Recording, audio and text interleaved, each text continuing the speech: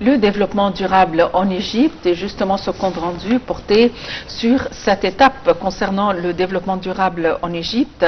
Et dans ce sens, le président Abdel Fattah al-Sisi a ouvert la première phase de la saison des récoltes avec le projet baptisé L'avenir du développement durable en Égypte, qui est considéré comme l'un des projets nationaux les plus importants et des réalisations majeures visant à renforcer l'infrastructure et développer les secteurs agricoles, industriels et commerciaux du pays. Pour nous donner plus d'éclaircissements, nous avons le plaisir d'avoir en ligne Dr Raouf Ghafar, qui est expert en économie et a une formation en matière d'agriculture. Dr Raouf Ghafar, bonjour et bienvenue avec nous. Bonjour, merci. Alors, docteur Raouf Ghafar, cette question d'autosuffisance alimentaire est une des principales préoccupations de l'État égyptien, avec un projet colossal qui est l'avenir de l'Égypte, ou le futur de l'avenir de l'Égypte, et la création d'une autorité de l'avenir de l'Égypte pour le développement durable, qui investit dans l'agriculture. Pouvez-vous un petit peu nous parler des plus grandes réalisations de la grille de cette grande autorité et de ce projet? Bon, vous avez dit, nous avons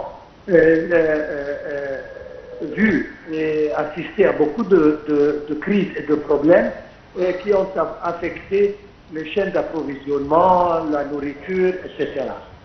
D'un côté. De l'autre côté, il est toujours très important d'aller jusqu'à l'autosatisfaisance à propos de nourriture en particulier.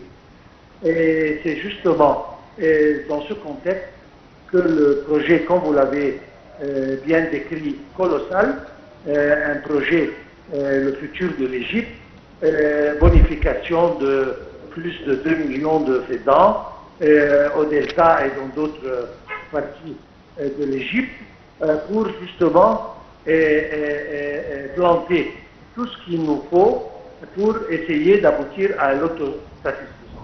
Un projet immense. Nous avons vu d'ailleurs le président hier et avant-hier en inaugurant la production de ce projet.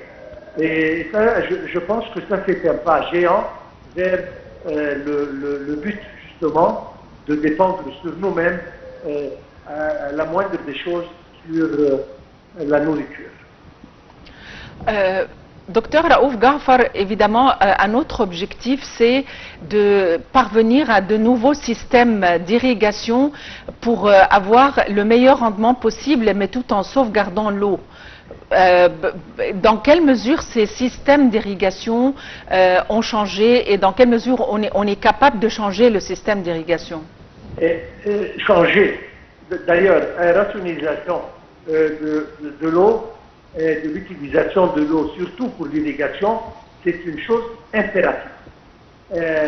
Nous avons déjà un problème avec l'eau, avec l'augmentation de la superficie agricole, on a besoin encore de plus d'eau, et le seul moyen, c'est de réduire la quantité d'eau qui est utilisée pour l'irrigation. Il y a juste peut-être 1 ou 2 pays dans le monde entier qui utilisent les méthodes traditionnelles d'inondation, etc. Ça a commencé à cesser, d'ailleurs ça doit cesser, et maintenant il y a beaucoup de nouvelles méthodes, pivots, goutte à goutte, etc., qui réduisent la quantité d'eau considérablement, ce qui nous permettra d'avoir une quantité en plus qui peut être utilisée pour cultiver encore plus de terrain et pour l'utilisation d'hiver au lieu de les gaspiller simplement par l'utilisation des méthodes anciennes, traditionnelles d'irrigation. Donc c'est une technologie nouvelle qu'on adapte et c'est le seul moyen justement et on l'a utilisé et j'espère que ça va faire une grande différence sur le plan quantité d'eau utilisée et qui nous permettra quand le projet L'avenir de l'Égypte va se terminer, de commencer, et même en parallèle des autres projets parallèles. Docteur Raouf Ghafar, le chef de l'État, a promis que l'an prochain, donc en 2025, il y aura 2 millions de fédants qui sont donc capables de travailler avec leur plus grand potentiel. Donc le chef de l'État a parlé d'industrie agricole. Il a inauguré, bien entendu, cette autorité qui s'intitule Le futur ou l'avenir de l'Égypte, qui est une autorité pour le développement durable, qui s'inscrit dans le cadre de cette économie égyptienne Perspective 2030-2050 et qui s'attelle à la création d'industries agricoles, mais aussi économie environnementale, projet d'intégration. À quel point nous sommes un peu devenus pionniers dans ce domaine sur le plan international? D'ailleurs, nous étions toujours pionniers, non seulement dans l'agriculture et dans la plantation de certains produits comme on appelle ça l'or blanc, le coton, etc. Mais il faut justement ne pas s'arrêter à la production. Il faut ajouter une valeur par la transformation de ces produits agricoles en produits finis ou semi-finis. Donc, on a dépendu toute notre histoire sur cette transformation. Et l'industrie à base d'agriculture est une chose très importante. Et ça, à notre opinion, c'est le futur de l'Égypte. C'est ce que nous faisons maintenant en transformant les produits agricoles bruts en produits qui ont beaucoup plus de valeur et qui vont justement se diriger vers le mieux de notre économie d'une manière fournie. C'est ce qu'on fait et je pense que nous étions pionniers et nous continuons à être les leaders dans cette agroalimentaire, industrie agroalimentaire. Docteur Raouf Ghafar, nous avons déjà le projet d'1,5 million de fédans de culture de blé. Et justement, on avait les endroits pour stocker les réserves et on a formé les techniciens et les spécialistes qui travaillent dans ce projet pour savoir comment stocker, comment aller de l'avant. Où en sommes-nous quant à ce grand projet? Nous avançons d'une manière rapide. Et nous avons cependant le savoir-faire et comme vous l'avez dit, nous avons formé les équipes de la main-d'œuvre qui va travailler dans ce projet. Je pense qu'on ne peut pas s'arrêter là. 1,5 million de blé vont augmenter et je pense que nous allons utiliser encore de nouveaux terrains communicés pour la production d'autres produits. Au-delà de certainement le blé est essentiel parce que c'est la nourriture du peuple, et en principe, on va augmenter. Nous avons vécu 6 000 ans avec 6 millions de fédans. Maintenant, il est temps d'augmenter avec la population qui augmente la superficie agricole. Et je pense que nous allons arriver très bientôt à peut-être dépasser les 10 millions de fédans. Et une direction importante et plus bénéficiaire pour nous. Docteur Raouf Ghafar, durant l'intervention du chef de l'État Abdel Fattah el-Sisi dans l'inauguration de cette première saison de la moisson, il a parlé de l'importance et de l'apport du secteur privé. Il a dit que le secteur privé pèse lourd en matière de production agricole, que ce soit industrie, apport industriel ou dérivé ou économie environnementale ou encore même dans le cadre de l'agriculture traditionnelle, comme le chef de l'État a précisé. Où se situe le secteur privé dans tout ce qui est offert par l'État? Est-ce que c'est un secteur attractif pour ce secteur privé? Et finalement, qu'est-ce qu'il peut donner à ce grand projet? Le président a plusieurs reprises qu'il compte sur le secteur privé pour 70-80% du développement. Et l'État ne peut pas faire tout. L'État est responsable de paver le chemin, de préparer l'infrastructure et inviter justement les investisseurs, que ce soit local ou pour investir dans les différents projets, que ce soit agricoles, industriels ou autres.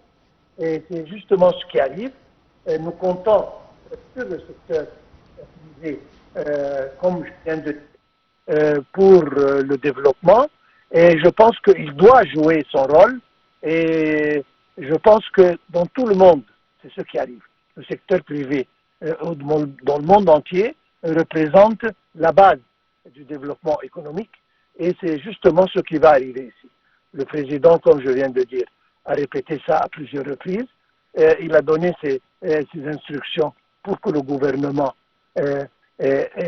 s'engage aux méga-projets, projets d'infrastructure, etc., pour justement avoir les choses prêtes pour les investisseurs et pour le secteur privé de jouer son rôle dans le développement de son pays. Docteur Raouf Ghafar, vous êtes un ingénieur agricole et en même temps vous êtes expert en économie. Merci d'avoir été avec nous aujourd'hui. Alors en fait, évidemment, l'agriculture, c'est la source essentielle pour la sécurité alimentaire et depuis la Covid, il y a eu plusieurs appréhensions dans plusieurs régions du monde concernant la sécurité alimentaire et évidemment ces changements climatiques et le réchauffement climatique aussi a aidé à ces appréhensions.